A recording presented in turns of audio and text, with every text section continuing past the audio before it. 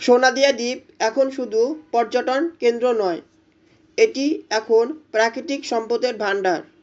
আজকে আমরা এই সোনাদিয়া দ্বীপের প্রাকৃতিক সম্পদ সম্পর্কে জানার জন্য চেষ্টা করব। কক্সবাজার জেলার মহেশখালী উপজেলার একটি ছোট দ্বীপ সোনাদিয়া দ্বীপ। 9 বর্গ কিলোমিটার বিস্তৃত দ্বীপটি ম্যানগ্রোভ এবং উপকূলীয় বনের সংমিশ্রণে গঠিত এবং চারদিক থেকে পানি দ্বারা বেষ্টিত। বাংলাদেশের অর্থনীতিতে তুফান আসতে চলেছে, যার পেছনে রয়েছে এই সোনাদিয়া দ্বীপ। এই সোনাদিয়া দ্বীপে পাওয়া গেছে বিরল খনিজ সম্পদ, যে বিরল খনিজ সম্পদ নিয়ে এখন কারাকারি চলছে গোটা বিশ্বের। বাংলাদেশের সোনাদিয়া দ্বীপে পাওয়া গেছে ইলমেনাইট, ম্যাগনেটাইট, জিরকন, রুটাইল ও মোনাজাইটের মতো খনিজ সম্পদ। সোনাদিয়া দ্বীপে এই খনিজ পদার্থের আনুমানিক মজুদের পরিমাণ প্রায় 7 লাখ টন, যার মধ্যে বেশিরভাগই গার্নেট এবং ইলমেনাইট। যদিও এই বিপুল খনিজ সম্পদের এখনও অর্থনৈতিক মূল্য গণনা করা হয়নি, অর্থনীতিবিদ এবং ভূতাত্ত্বিকবিদরা বিশ্বাস করেন বাণিজ্যিকভাবে এই খনিজ সম্পদ উত্তোলন বাংলাদেশের অর্থনীতিতে একটি নতুন মাত্রা যোগ করতে পারে।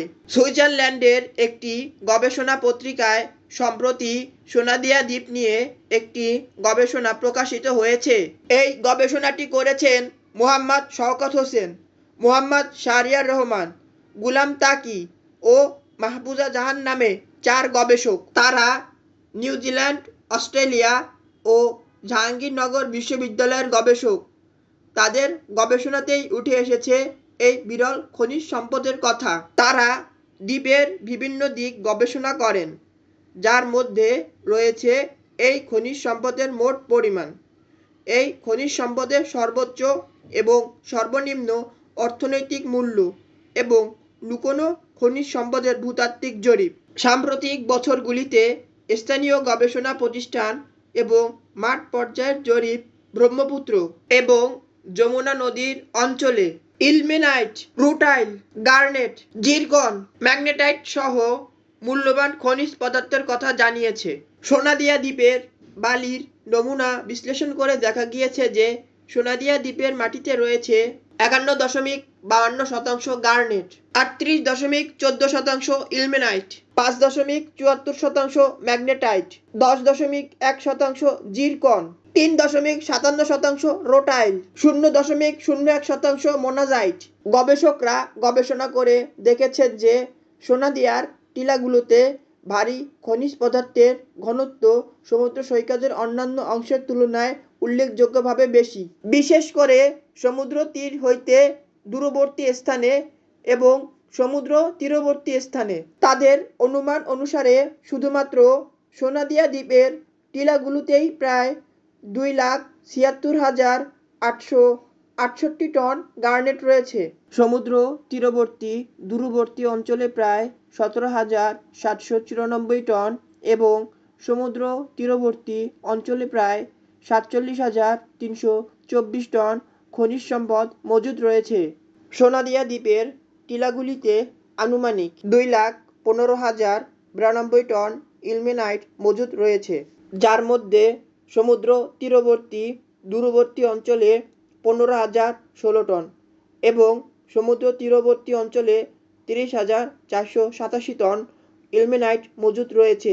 গবেষণায় উল্লেখ করা হয়েছে যে সমুদ্রের স্রোত, ঢেউ এবং প্রাকৃতিক ভূতাত্ত্বিক প্রক্রিয়ার কারণে ক্রমাগত পলি জমা হওয়া সোনাদিয়ার খনিজ সম্পদকে ভবিষ্যতে আরও আশার আলো দেখাতে পারে। গার্নেট এবং ইলমেনাইট উভয় খনিজ পদার্থই বিশ্ববাজারে উচ্চ চাহিদা সম্পন্ন শিল্প খনিজ।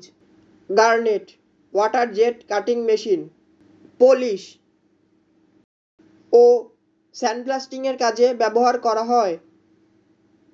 ওয়াটার জেট কাটিং মেশিন কি?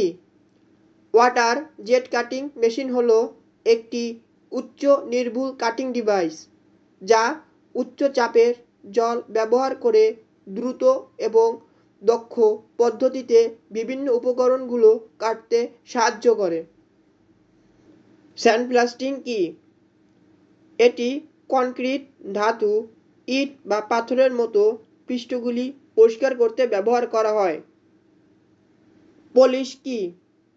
পলিশ বলতে বোঝায় কোনো বস্তুকে মসৃণ এবং উজ্জ্বল করার জন্য ব্যবহৃত একটি প্রক্রিয়া বা উপাদানকে বোঝায়। পানি ফিল্টার করে বিশুদ্ধ পানি সরবরাহ কাজের জন্য এই গার্নেট ব্যবহার করা হয়। আপনারা যখন ফিল্টার কিনবেন, সেই পানি ফিল্টারিং করার জন্য দেখবেন একটি লম্বা দণ্ড রয়েছে। সেই দণ্ডের মধ্যে দেখবেন একটি অংশে গার্নেট ব্যবহার করা হয়েছে। তাছাড়া গার্নেট গহনা তৈরিতে মূল্যবান পাথর হিসেবে ব্যবহৃত হয়। ইলমেনাইট হল টাইটেনিয়াম ধাতুর প্রাথমিক উৎস, যা থেকে টাইটেনিয়াম ডাই অক্সাইড উৎপন্ন হয়। টাইটেনিয়াম ডাই অক্সাইড বিশ্বব্যাপী বাজার বার্ষিক প্রায় $20 বিলিয়ন মূল্যের এবং এর কাঁচামাল ইলমেনাইটের চাহিদা প্রতি বছর বৃদ্ধি পাচ্ছে। এই টাইটেনিয়ামের ব্যবহার রয়েছে মহাকাশ গবেষণায়, বিমান তৈরিতে ও প্রতিরক্ষা সরঞ্জাম তৈরিতে। আধুনিক প্রযুক্তি, শিল্প ও প্রতিরক্ষা খাতে বিরল খনিজ অপরিহার্য।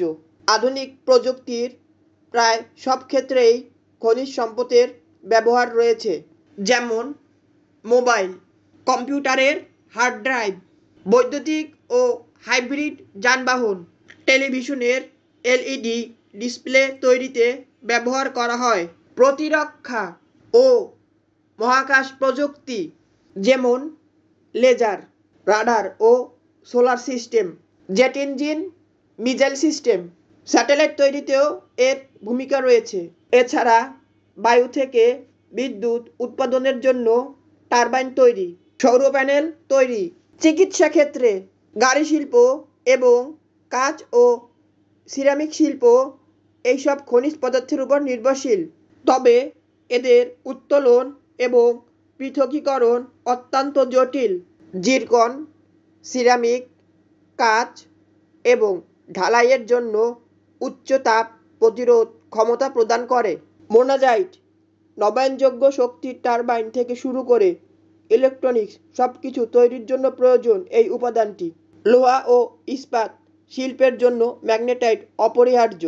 কায়ানাইট ইট এবং বিশেষায়িত সিরামিক তৈরিতে ব্যবহৃত হয়। অবকাঠামো, রং ও প্লাস্টিক এবং নবায়নযোগ্য জ্বালানি খাতে ক্রমবর্ধমান চাহিদার সাথে সাথে এই খনিজগুলির মূল্য বৃদ্ধি পাচ্ছে। বিশেষজ্ঞরা মনে করেন, কাঁচা বালি বিক্রির চেয়ে এই খনিজ পদার্থগুলো পৃথকীকরণ, পরিশোধন এবং রপ্তানি করার অনেক সুযোগ রয়েছে। বিশেষজ্ঞরা পরামর্শ দিয়েছেন সরকারকে দেশের দ্বীপপুঞ্জ এবং নদী তীরবর্তী চর থেকে বালি থেকে ভারী খনিজ পদার্থ উত্তোলনের জন্য সংশ্লিষ্ট প্রতিষ্ঠানগুলির সক্ষমতা বৃদ্ধি করতে হবে। 1980-এর দশকে কক্সবাজার, টেকনাফ, মহেশখালী, সোনাদিয়ায় ভারী খনিজ সম্পদের উপর গবেষণা পরিচালিত হয়েছিল। 1980-এর দশকের গবেষণায় এই অঞ্চলে তখন 2,10,00,000 টন ভারী খনিজ পদার্থ পাওয়া গিয়েছিল। সোনাদিয়া দ্বীপে যে নতুন করে 7,00,000 টন ভারী খনিজ পদার্থ পাওয়া গেছে, তা সোনাদিয়া দ্বীপের বালু থেকে উত্তোলন করা খুবই ব্যয়বহুল। বাংলাদেশের প্রেক্ষাপটে এটি কতটা লাভজনক হতে পারে তা বাংলাদেশ সরকারকে সাবধানতার সাথে মূল্যায়ন করতে হবে। তবে বাংলাদেশ ভূতাত্ত্বিক জরিপ অধিদপ্তর জানিয়েছে, সরকার এখন নদীর বালি থেকে যে উত্তোলনের কাজ করছে, তাদের অনুমান প্রতি বছর নদীর পলির 10% প্রক্রিয়াকরণ করা হলেও এটি বার্ষিক 2,000 কোটি টাকা রাজস্ব আয় করতে পারবে। এছাড়াও সোনাদিয়া দ্বীপের অন্যান্য খনিজ পদার্থের উপস্থিতি রয়েছে, যেমন অ্যামফিবল, মস্কোভাইট এবং কার্স সেখানে উপস্থিত রয়েছে। সোনাদিয়া দ্বীপ ভৌগোলিকভাবে এবং ব্লু ইকোনমি উভয় বিবেচনায় গুরুত্বপূর্ণ ভূমিকা পালন করে। সোনাদিয়া দ্বীপ পর্যটন এবং মৎস্য শিল্পে ইতিমধ্যে জাতীয় অর্থনীতিতে অবদান রাখতে শুরু করেছে। বাংলাদেশ ভূতাত্ত্বিক জরিপ এর অধীনে সরকার এখন নদীর বালি প্রক্রিয়াজাতকরণের কাজ এগিয়ে নিচ্ছে। এই উদ্দেশ্যে লজিস্টিক ক্ষমতা বৃদ্ধির জন্য ইতিমধ্যে একটি প্রকল্প চালু করা হয়েছে। তবে সরকার বর্তমানে সমুদ্র বা দ্বীপপুঞ্জ থেকে বালি তোলার কথা বিবেচনা করছে না। জিএসবি কর্মকর্তারা অনুমান করেন যে যদি বার্ষিক নদীর পলির দশমাংশ ও বাণিজ্যিকভাবে ভারী খনিজ পদার্থের জন্য প্রক্রিয়াজাত করা যায়, এটি প্রতি বছর 20 বিলিয়ন টাকা আয় করতে পারবে। দক্ষিণ পূর্বে বাংলাদেশের সোনাদিয়া দ্বীপে পরিচালিত গবেষণায় বিজ্ঞানীরা উন্নত প্রযুক্তি ব্যবহার করে প্রতিটি খনিজের রাসায়নিক গঠন বিশ্লেষণ করেছেন। গবেষণায় দেখা গেছে যে জিরকন, রুটাইল ও ইলমেনাইটের মতো খনিজগুলো তাদের প্রাথমিক উপাদানগুলি উচ্চ ঘনত্বে রয়েছে। আমরা কখনোই চাবো না আফ্রিকা মহাদেশের মহামূল্যবান খনিজ সম্পদ সোনা যেভাবে অন্য দেশগুলো লুট করে নিয়ে যেয়ে নিজেরা বড়লোক হয়েছে, তাদের অর্থনীতি সচল রেখেছে, এরকম কিছু বাংলাদেশের সাথে হোক। এসব সোনা খনি থেকে উত্তোলন করতে যেয়ে অনেক মানুষ মৃত্যুবরণ করেন। আমরা সবসময় বাংলাদেশের জন্য ভালোটাই চাবো। আমাদের সরকারকে এখনই সতর্ক হতে হবে। এই মহামূল্যবান সম্পদ বাংলাদেশ রপ্তানি করে বৈদেশিক মুদ্রা অর্জন করতে পারবে।